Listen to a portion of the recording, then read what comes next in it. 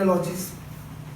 ठीक है, टर्मिनोलॉजीज मतलब क्या, सर्टन टर्म्स, सर्टन वर्ड्स जो फील्ड ऑफ जेनेटिक्स में यूज होते हैं, which is very much basic and you have to understand it, otherwise आगे की बहुत सी चीजें आपको नहीं समझ में आएगी। ठीक है, तो जेनेटिक टर्मिनोलॉजी, सबसे पहला वाला क्या है, कैरेक्टर। सबसे पहला वाला क्या है, कैरेक्टर। कैरेक्टर मतलब कैरेक्टर मतलब क्या, वो गोरा है कि काला है, समझ में आया, कैरेक्टर। गोरा है कि काला है, हाइटेड है कि शॉर्ट है, राइट है कि लेफ्टी है, समझ में आया, आंखों का कलर क्या है, ये सब क्या है, उसके कैरेक्टर है। अरे समझा, ठीक है। कैरेक्टर को साइंटिफिक नेम देते हैं क्या, ट्रेट। क्या देते हैं, trait. Trait is nothing but a character. Trait word आया मतलब क्या, it is nothing but a character only, बस साइंटिफिकली उसको ट्रेट बोल रहे हैं। अरे समझा, समझ में आया।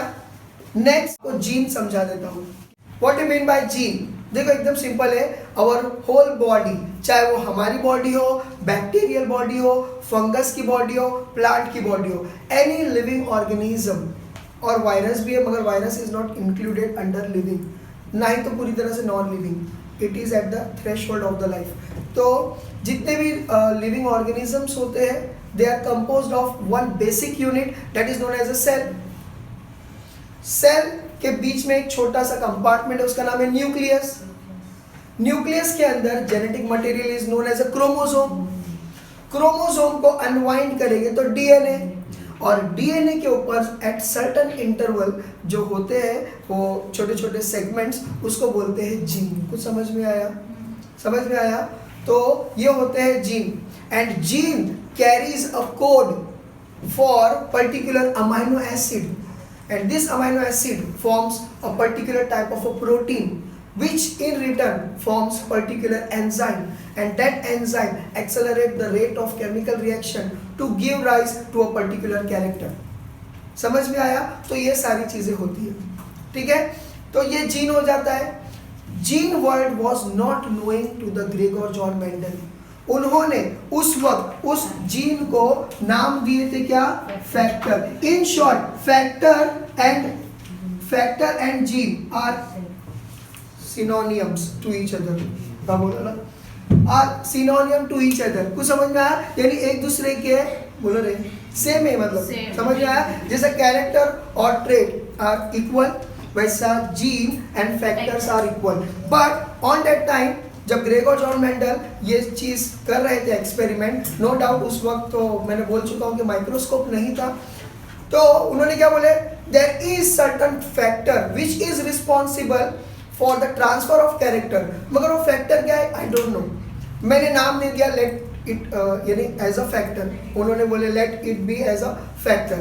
समझ में आया। तो ग्रेगोर जॉन मेंडल ने अपने जमाने में जीन को क्या नाम से बुलाया है, इसके बाद आता है अलील। इसके बाद क्या आता है, allele. Any one of you, alternate form of gene. Allele means what, alternate form of gene. मिसाल के तौर पे if you have two teachers, ठीक है, एक सब्जेक्ट के लिए दो टीचर है, मिसाल के तौर पे Jafar sir and Irfan sir, दो टीचर है आपके लिए, ठीक है, दोनों केमिस्ट्री पढ़ा रहे। सपोज करो इरफान सर इज एब्सेंट, तो Jafar sir will take over. तो क्या हो गया, there is a alternate teacher also there for one subject. समझ में आया, ठीक है। अब देखो जीन में कैसा देखेंगे, हम बोलते हैं कि from father we are receiving a dominant gene, यानी फादर की तरफ से हम लोगों ने हाइट के लिए ये जीन रिसीव किए, मदर की तरफ से हम लोगों ने ये जीन रिसीव किए। देखो दोनों भी जीन रिप्रेजेंट क्या कर रहे हैं, one character that is a height, मगर जीन तो डिफरेंट है, अल्टरनेट हुए एलील। समझ में आया। This T is allele for this T and this T is allele, एक दूसरे के लिए एलील है वो। समझ में आया। जाफर सर इरफान सर एक दूसरे के लिए एलील्स हो गए रिगार्डिंग केमिस्ट्री सब्जेक्ट। समझ में आया। इसके बाद आता है क्या, डोमिनेंट एंड रिसेसिव। डोमिनेंट मतलब क्या, स्ट्रॉन्ग जीन, पावरफुल जीन, ठीक है, दो जन है। Strong gene express itself whereas recessive gene, या फिर हम डोमिनेंट और रिसेसिव बहुत अच्छे से समझा सकते हैं, हस्बैंड एंड वाइफ, समझ में आया? हस्बैंड रिसेसिव, अरे सुनो ना, अरे सुनो तो dominant means a strong gene which will be able to express itself, whereas recessive gene won't be able to express its character। कुछ समझ में आया? मिसाल के तौर पे अगर ये capital T is responsible for the tallness, ठीक है, कैरेक्टर, अगर ये टॉलनेस को रिप्रेजेंट कर रहा है, और छोटा t ये किसको कर रहा है? ड्रॉफनेस को रिप्रेजेंट कर रहा है, ठीक है। जब ये दोनों t एक साथ आ जाएंगे, देखो यहाँ पर दोनों t एक साथ आ गए हैं, कैपिटल एंड स्मॉल, तो what will be the character of this child? It will be toll. क्यों टॉल? क्योंकि कैपिटल T ने स्मॉल t को हरा दिया। Why? Because it is a dominant. तो ये दोनों जब एक साथ रहेंगे तो कौन जीतेगा? मतलब किसका एक्सप्रेशन जीतेगा? कैपिटल T का एक्सप्रेशन जीतेगा। That means the character of capital T will get expressed, whereas capital small t का जो कैरेक्टर है इट गेट सप्रेस्ड। समझ में आया? सप्रेस्ड, अरे समझा? तो ये हो जाता है डोमिनेंट। डोमिनेंट के साथ ही साथ रेसेसिव भी समझा दिया। रेसेसिव मतलब क्या? वो कैरेक्टर या वो जीन जो अपना कैरेक्टर एक्सप्रेस नहीं कर पाएगा in front of dominant only. अगर रेसेसिव को अपना कैरेक्टर जाहिर करना है तो दोनों भी स्मॉल चाहिए, दोनों भी रेसेसिव जीन चाहिए, तो ही वो अपना कैरेक्टर जाहिर कर पाएगा। समझ में आया? तो डोमिनेंट एंड रेसेसिव हो चुका है। इसके बाद आता है फिनोटाइप। इसके बाद क्या आता है? फिनोटाइप। फिनोटाइप मतलब क्या? फिजिकल या फिजिकल अपीयरेंस, एकदम सही। यानी क्या? जो आंखों से देख सकता है। देखो फिजिकल वर्ड आया मतलब क्या? जिसको छू सकते, जिसको देख सकते या महसूस कर सकते, वो हो गया फिजिकल या फिनोटाइप। तो फिनोटाइप मतलब क्या? वो कैरेक्टर जो आंखों से देखा जा सके। समझ में आया? जैसे कि height of a plant, colour of a flower, shape of a seed, ये आंखों से दिख सकता है। समझ में आया? ये होता है phenotype, that is a physical appearance. कैसा है वो? फिनोटाइप होता है। जीनोटाइप। जीनोटाइप मतलब क्या? Gene level. उसके अंदर अगर ये कैरेक्टर आया है, टॉलनेस आया है, तो उसके अंदर कौन सा जीनोटाइप होगा? It is confusing. क्यों? क्योंकि टॉलनेस के लिए हो सकता है उसके पास ये जीन भी आया हो, दोनों कैपिटल T, तो ये टॉल हो सकता है। हो सकता है ये जीन भी आया हो, ये भी टॉल ही रहेगा। क्यों टॉल रहेगा? क्योंकि अभी बताया था मैंने कि डोमिनेंट अपने आप को एक्सप्रेस करेगा, तो ये भी टॉल रहेगा, फिनोटाइप, बराबर है। इसका भी फिनोटाइप टॉल रहेगा। तो जब फिनोटाइप टॉल है तो जीनोटाइप क्या है? We can't say. तो याद रखो, genotype can not be seen with the naked eye. क्यों? क्योंकि वो जीन्स है, और जीन कहाँ पर प्रेजेंट है? सेल। पहले तो सेल ही हम लोगों को नहीं दिखती है विद द नेकेड आई। उसको देखने के बाद उसके अंदर छोटा कंपार्टमेंट है न्यूक्लियस, उसके बाद उसके अंदर है क्रोमोसोम, उसके बाद उसको अनवाइंड करो तो डीएनए, उस पे ढूंढो तो जीन। कहाँ से दिखेगा? नहीं दिखेगा। तो मैथ्स बोलता है, साइंस में मैथ्स आ गया, मैथ्स बोलता है कुछ नहीं मिला ना, अरे एक्स बोल। समझ में आया? तो वैसा ही ये भी बोला, हाँ ठीक है। तो हमको साइंस ने बोला है, मतलब मैथ्स के जरिए से मैं सब बोल रहा हूँ कि अगर जीन हमको नहीं पता तो represent it with the letter of the spelling. समझ में आया? जैसे टॉलनेस का T, तो पहला वर्ड ले लो और उसको रिप्रेजेंट कर दो, ठीक है। अब एक रूल है, डोमिनेंट को हमेशा कैपिटल से लिखेंगे और रिसेसिव को शॉर्ट वाले या स्मॉल वाले से लिखेंगे। समझ में आया? ठीक है, अरे समझा? ये रूल है, ठीक है। अभी डॉर्फ देखा जाए तो रिसेसिव है, लेकिन D से शुरू हुआ। आप बोलेंगे सर D क्यों नहीं लिखे? ये रूल है कि जो डोमिनेंट वाला रहेगा उसका पहला लेटर कैपिटल में लिखना है, और रिसेसिव अभी चाहे किससे भी शुरू हो रहा हो, D से हो या E से हो, आपको डोमिनेंट वाले को स्मॉल लेटर में लिख देना है to represent the recessive gene. समझ में आया? तो ये हो जाता है जीनोटाइप। इसके बाद आता है होमोजाइगस। Homozygous, very good. होमो मीन्स सेम, जाइगो मीन्स पैर। सेम पैर मतलब क्या? अब यहाँ पर देखो, आप लोग अच्छे से पहचान सकोगे तो इसके अंदर कौन होमोजाइगस है, कौन नहीं है। होमो means same and zygote means पैर। देखो ये सेम पैर है क्या? नहीं। क्यों? क्योंकि दोनों भी कैपिटल है, तो ये हो गया होमोजाइगस। ठीक है, सेम पैर, ये होमोजाइगस। भले ही स्मॉल है, रेसेसिव ही क्यों ना हो, मगर होमोजाइगस है क्या? नहीं। तो ये हो गया क्या? सेम पैर, होमोजाइगस। ओके, मगर यहाँ पर देखो एक कैपिटल एक स्मॉल है, ये होमोजाइगस नहीं है, तो होमो के बदले हम लोग लिखेंगे यहाँ hetero. Hetero different, hetero different, zygote पैर या जाइगस पैर। समझ में आया? समझ में आया? तो ये डिफरेंट पैर है, तो होमोजाइगस एंड हेटेरोजाइगस ये एक और टर्मिनोलॉजी हो गई। इसके बाद आता है प्योर लाइन। ठीक है, प्योर लाइन। अभी सपोज करो हम किसी को कंसीडर कर रहे हैं कि भाई ये इंसान बहुत प्योर है, बहुत अच्छा इंसान है, यानी इसका कैरेक्टर बहुत प्योर है, इसमें कोई मिलावट है ही नहीं। तो हम लोग क्या करेंगे? उसको टेस्ट करके देखेंगे, जानबूझ के ऐसी सिचुएशन क्रिएट करेंगे कि उसको झूठ बोलने का मौका मिले, मगर वो फिर भी कितनी भी टफ कंडीशन हो वो क्या करेगा? अपने आप, यानी वो सच ही बोलेगा, तो हम बोलेंगे यार ये प्योर है। तो प्योर लाइन क्या होता है? ये ग्रेगोर जॉन मेंडल ने किए थे। जरा ध्यान से सुनो। फिनोटाइप, देखो ये इसका जीनोटाइप है। जीनोटाइप मतलब क्या? जेनेटिक फॉर्म में लिखेंगे, वो हो गया जीनोटाइप। समझ में आया? ये हो गया जीनोटाइप, और ये हो गया क्या? फिनोटाइप। ये हो गया क्या? फिनोटाइप। फिनोटाइप मतलब क्या? जो हम लोग आंखों से देख सकते हैं, तो फिनोटाइपिकली ये टॉल है। अरे टॉल तो है, दिख रहा है, मगर क्या है अंदर से? नहीं।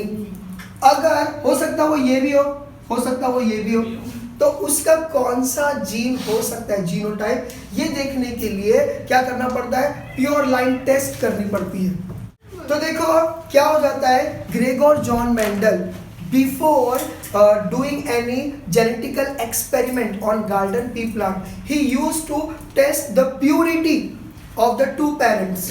क्या करते थे वो?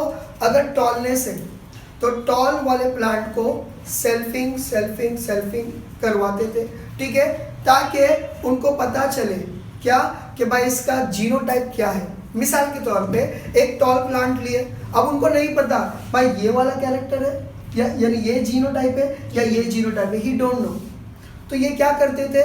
इसकी सेल्फिंग करते थे। सेल्फिंग पता है आपको? सेल्फिंग मतलब क्या? यानी कि खुद की शादी खुद से। मतलब क्या? In plants we have complete flower. Complete flower मतलब क्या?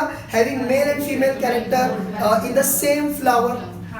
तो उसी के पोलन ग्रेन को उसी के स्टिग्मा पे रख देंगे। Yes, autogamy. समझ में आया?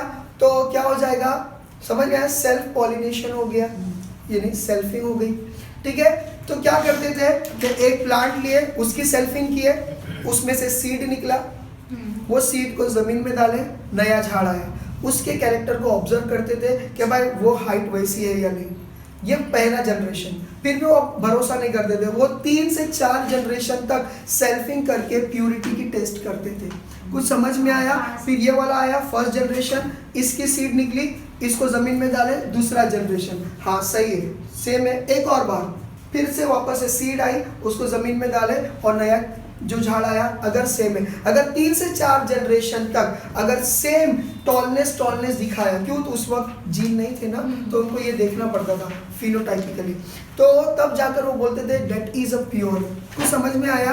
यानी 3 से 4 जनरेशन तक किसी भी कैरेक्टर को एग्जामिन किया जाए उसको बोलते हैं प्योर लाइन। समझ में आया?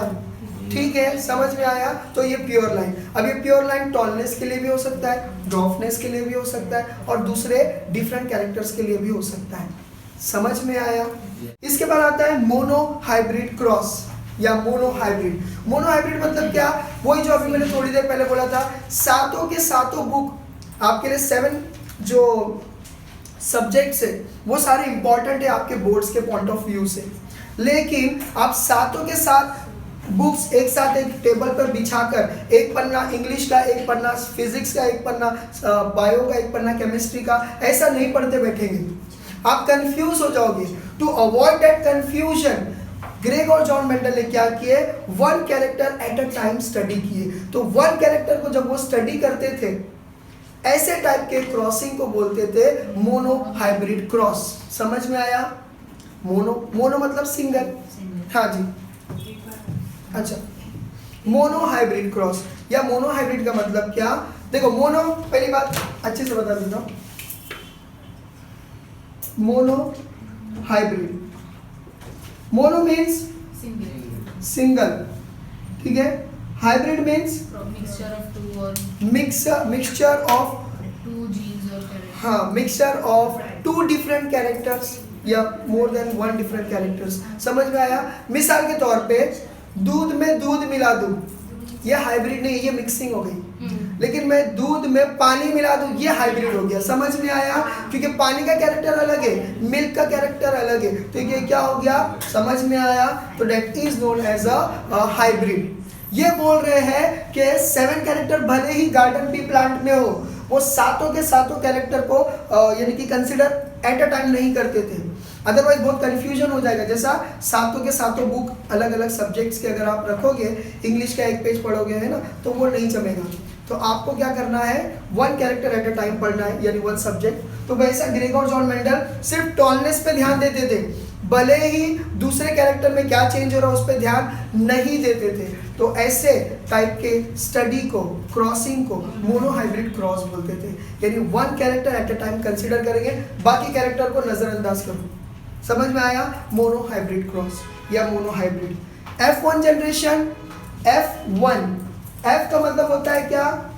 F is equal to filial, filial is equal to son, बेटा। 1 का मतलब क्या? First generation. अच्छा, 1 मतलब क्या? First generation. समझ में आया? First generation. अब इसके बच्चे हो, देखो ये पेरेंट्स थे, पेरेंट्स से अगर जो भी चाइल्ड पैदा हुआ वो रहेगा उनका F1 जनरेशन, ठीक है। अब इसके बच्चे पैदा हुए, इसके लिए भले ये F1 हो, लेकिन इसके पेरेंट्स के लिए ये F2 जनरेशन है। अब इसके बच्चे पैदा हो, ये बच्चे इसके लिए फर्स्ट जनरेशन होंगे, मगर इसके पेरेंट के लिए ये F3 जनरेशन है। अरे समझ में आया? तो ऐसा ये जनरेशन बढ़ते जाती है। पहले आप पढ़ते हैं होमोलोगस क्रोमोसोम, ठीक है। पहले क्या पढ़ेंगे हम लोग? Homologous. Homo means what? Same, yes, similar. लोगस means what? Loci. Loci means what? Location. मतलब क्या? You have heard कि we are having one cell is having 46 chromosomes, मगर देखा जाए तो ये 46 है ना, 23 from mother and 23 from father हमको मिले हैं। मतलब 23 जब मदर के क्रोमोसोम आ रहे हैं, they are getting pairing with the father chromosome. समझ में आया? यानी ये ब्लैक कलर का जो क्रोमोसोम है, क्रोमोसोम नंबर 1, ठीक है, कमिंग फ्रॉम मदर, तो ये रेड कलर का जो है विल कम फ्रॉम फादर। तो ये क्रोमोसोम एक दूसरे के होमोलोग्यूल्स है। मतलब क्या? अगर इसकी हाइट, मिसाल के तौर पे इसकी हाइट अगर सपोज करो, just I am saying 1 centimetre है, तो इसकी भी हाइट कितनी रहेगी? 1 सेंटीमीटर। अगर इसके ऊपर 1000 जीन्स प्रेजेंट है, तो इस पे भी 1000 जीन्स प्रेजेंट है। अगर इसके ऊपर सर से लेके पैर तक जो जो जीन्स जो लोकेशन पे प्रेजेंट है, वही टाइप के सेम जीन इसके ऊपर भी प्रेजेंट रहेंगे। खाली इतना रह सकता है कि कोई डोमिनेंट हो सकता है, कोई रेसेसिव हो सकता है, या दोनों डोमिनेंट हो सकते हैं या दोनों रेसेसिव हो सकते हैं, मगर सेम लोकेशन पे रहेंगे। समझ में आया? अगर यहाँ पर कलर ऑफ आइज वाला जीन है, तो बराबर इधर ही कलर ऑफ आइज वाला जीन रहेगा। अगर यहाँ पर हाइट वाला जीन है, टॉलनेस, तो यहाँ पर भी टॉलनेस वाला ही जीन मौजूद रहेगा। सर से लेके पैर तक जो जीन इसके लोकेशन पे यानी इसके ऊपर प्रेजेंट है, सेम टू सेम वही जीन ये इसके ऊपर प्रेजेंट रहेंगे। हाँ, पुनेट स्क्वायर या पनेट स्क्वायर या चेकर्स बोर्ड क्या होता है? देखो याद रखो, चेकर्स बोर्ड सिर्फ और सिर्फ F2 जनरेशन एंड अबव के लिए ही है, F1 के लिए नहीं है। समझ में आया? तो देखो उसमें क्या होता है, वेरी सिंपल। चेकर्स बोर्ड देखो क्यों इसका यानी इन्वॉल्वमेंट हुआ है, पहला उसका बेसिक समझते हैं। देखो ये जेनेटिक्स का रूल है कि हाँ चलेगा, जेनेटिक्स का रूल है कि लिखने का काम लेफ्ट में करते हैं और प्रेजेंटेशन का काम राइट में करते हैं। तो जैसा मैंने लिख दिया पेरेंट्स, अब सपोज करो I am doing a crossing of a particular character, ठीक है, वो है क्या, हाइट। तो यहाँ पर मैंने लिख दिया क्या, पेरेंट्स ना, तो ये लिख दिया बोल रहे फीमेल और ये लिख दिया मेल। अब इसका जीनोटाइप, ठीक है, जीनोटाइप क्या है इसका, कैपिटल टी है और मेल जो है स्मॉल टी है, ठीक है। अब इसका फिनोटाइप क्या रहेगा, तो इसका फिनोटाइप जो रहेगा वो रहेगा क्या है, ये टॉल, और ये क्या रहेगा, dwarf. Capital T will represent tallness and small t will represent dwarfness। ये याद रखो at the back of your mind, ठीक है। अब लिखेंगे हम लोग क्या, गैमेट। गैमेट मतलब क्या, सेक्स सेल, मतलब क्या, फीमेल्स के लिए ओवम, और अगर हम लोग ह्यूमंस की बात करें तो फीमेल के लिए ओवम और मेल के लिए स्पर्म। तो याद रखो कभी भी के गैमेट जब हम लिखते हैं तो यू नो कि gamete is a haploid cell, half number of chromosome. तो यानी कि हाफ नंबर ऑफ क्रोमोसोम अगर जा रहे, that is instead of 46 23 chromosomes जाएंगे, तो यानी कि जीन्स भी अलग अलग हो जाएंगे, तो जीन भी आधे हो जाएंगे। तो गैमेट में कभी भी एक ही टी लिखेंगे, समझ में आया। और यहाँ से मदर के मेल की तरफ से भी एक ही टी आया। अब यहाँ पर करेंगे क्या, क्रॉसिंग और ऐसा करते हैं और ये दोनों को मिला दो, ये बन गया क्या, T1, और इसको नाम दे दो F1 जनरेशन, इसको नाम दे दो F1 जनरेशन, GEN लिखेंगे तो भी चलेगा, हो गया। अब इसके बाद ये F1 जनरेशन हो गया। अब क्या करेंगे, नेक्स्ट स्टेप सेल्फिंग करेंगे। तो ये T will be cross with the same kind of a genotype, क्यों, क्योंकि सेल्फिंग है। हाँ, अभी देखो इसके गैमेट्स, इसके क्या है, इसके गैमेट्स जो है, इसका गैमेट क्या है, ये एक हो गया और ये एक हो गया और ये दूसरा हो गया। अब इन लोगों की क्रॉसिंग करेंगे। यहाँ देखो अभी ये T can meet with this, ये महक और चहक, जरा रुको जरा। हाँ ये देखो कैपिटल टी समझ में आया, तो ये बन गया टॉल। फिर ये कैपिटल टी ये स्मॉल टी के साथ जाएगा तो बन गया क्या, ये हो गया टॉल। फिर उसके बाद ये वाला टी, ये स्मॉल टी कैपिटल टी के साथ जाएगा, ये बन गया क्या, ठीक है, टॉल। और ये स्मॉल टी और ये स्मॉल टी बन गया क्या, और साथ ही साथ आपको नहीं पता चला बन गया हावड़ा ब्रिज। तो क्या हो जा रहा है, ये बन गया, बातों बातों में हावड़ा ब्रिज बन गया। तो ग्रेगोर जॉन मेंडल बोले भाई मेरे को नहीं समझ रहा कौन सी लाइन किधर से जाए, तो उन्होंने क्या किए, उन्होंने इजाद किए पुनेट स्क्वायर, समझ में आया, या चेकर्स बोर्ड। इसीलिए मैं बोला आफ्टर F1 जनरेशन के बाद ही जो F2 जनरेशन वगैरह होती है, ये F2 जनरेशन है। तो F2 जनरेशन एंड अबव को ही रिप्रेजेंट कर सकते हैं पुनेट स्क्वायर से, समझ में आया। अब वो कैसा करते हैं, एकदम इजी वे है, हम ध्यान दीजिए। अभी पुनेट स्क्वायर कैसा करेंगे, तो जो जीनोटाइप सेल्फिंग के वक्त हमने बनाए थे, ठीक है, वो हम लोग अभी फिलहाल यहाँ बना देंगे ऐसा, ठीक है, और एक बनाएंगे इधर, एक हॉरिजॉन्टली और एक वर्टिकली बना देंगे, और इन लोगों के बीच में हम लोग बना देंगे क्या, लाइंस, और इसको बना देंगे इन अ टेबुलर फॉर्म, ठीक है। ये देखो इस तरीके से क्या, मेल, और ये रहेगा फीमेल, समझ में आया। तो ये कैरेक्टर रिप्रेजेंटिंग, ये जीन्स रिप्रेजेंटिंग फीमेल और ये जीन्स रिप्रेजेंटिंग मेल। अब एकदम सिंपल प्रोसेस है, एकदम सिंपल। ये टी को नीचे उतारो और ये टी को नीचे उतारो, ये हो गया टी। अब ये टी को नीचे उतारो और ये टी को नीचे उतारो। अब आप सोच रहे हो कि सर पहला इसको उतारे, इसको आगे लिखना चाहिए था। It is a rule of genetics, dominant को हमेशा आगे लिखते हैं, चाहे आप किधर से भी लो उसको, ठीक है। अब ये टी को नीचे उतारो और ये टी को नीचे उतारो, उसके बाद ये टी को नीचे उतारो और ये टी को नीचे उतारो। ये हो गया क्या, जीनोटाइप। अब इसके फिनोटाइप्स देखेंगे हम लोग, तो देखो फिनोटाइप्स क्या है। देखो एक भी कैपिटल टी अगर मौजूद है तो वो क्या रहेगा, टॉल रहेगा। तो ये क्या है, ये अच्छा उससे पहले जीनोटाइप देखते हैं। दोनों भी कैपिटल टी कितने दिख रहे हैं, दोनों भी कैपिटल टी कितने दिख रहे हैं, 1 दिख रहा है ना, हाँ एक ही है, तो ये हो गया 1 हम लोग लिख देते हैं, इसको मैं कट कर देता हूँ ऐसा, है ना। और है डबल कैपिटल टी नहीं है, तो 1 लिख देंगे, समझ में आया। इसके बाद एक कैपिटल एक स्मॉल, कितने हैं, एक कैपिटल एक स्मॉल 2, एक कैपिटल एक स्मॉल नहीं है, तो 2 लिख देंगे, 2। इसके बाद बचा क्या, एक ही बचा, दोनों स्मॉल टी। तो याद रखो इसका जीनोटाइपिक रेशियो क्या हो जाएगा, 1:2:1। अब इसका फिनोटाइपिक रेशियो देखेंगे, अगर एक भी कैपिटल मौजूद है तो वो क्या रहेगा, फिनोटाइपिकली टॉल। ये क्या रहेगा, टॉल, क्योंकि एक भी कैपिटल टी है तो टॉल रहेगा। ये भी क्या रहेगा, टॉल, और ये क्या रहेगा, डॉल। चलो अभी गिन लेते हैं, टॉल कितने हैं, 1 2 3 लिख दो, बचा कौन, डॉल 1। समझ में आया। तो ये हो गया फिनोटाइप, क्योंकि फिनोटाइप जो है आंखों से देखा जा सकता है। तो जीनोटाइप का रेशियो होता है 1:2:1 एंड फिनोटाइप का रेशियो होता है 3:1।